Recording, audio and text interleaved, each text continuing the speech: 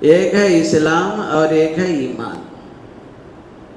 دونوں میں فرق یہ ہے کہ اسلام نظر آتا ہے، ایمان نظر نہیں آتا۔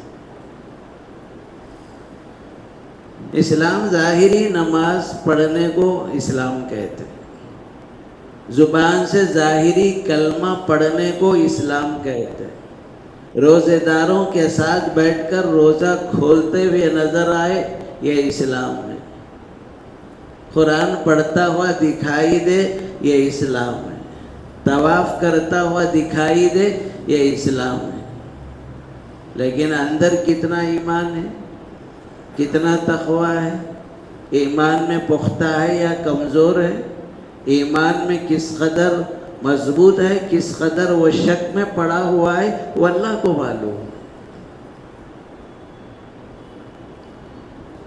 بلکہ بعض نے کہا ایمان اور اسلام دونوں ایک دوسرے کے لازم اور ملزوم ہیں۔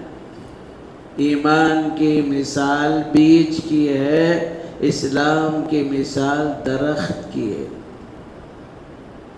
جہاں درخت کھڑا ہوا نظر آتا ہے، اس درخت کو دیکھتے ہی نیچے اس کے بیج ہونا سمجھ میں آتا ہے۔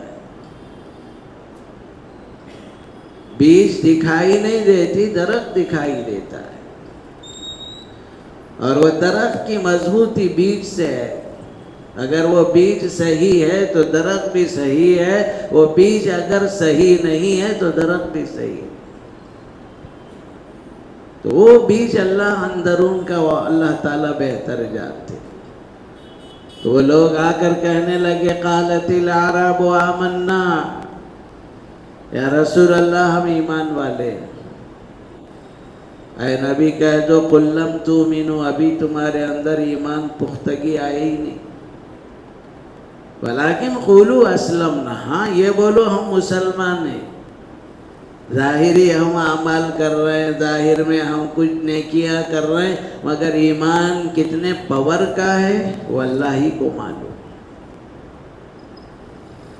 اصل چیز ہے بھائیوں، جتنا ایمان مضبوط ہوتا ہے اتنا اللہ کی مانی جاتی ہے، اتنا رسول اللہ صلی اللہ علیہ وسلم کی مانی جاتی ہے۔ آج مسلمانوں کے ایمان کو سمجھا جا سکتا ہے، میاں بیوی کا اختلاف ہو، رشتہ داروں میں اختلاف ہو، تجارت کا اختلاف ہو، مالی حقوق میں لین دین میں اختلاف ہو، سیدھا دنیا کی عدالت کی سیڑھیاں چڑھتے۔ کیا یہ قانون کتاب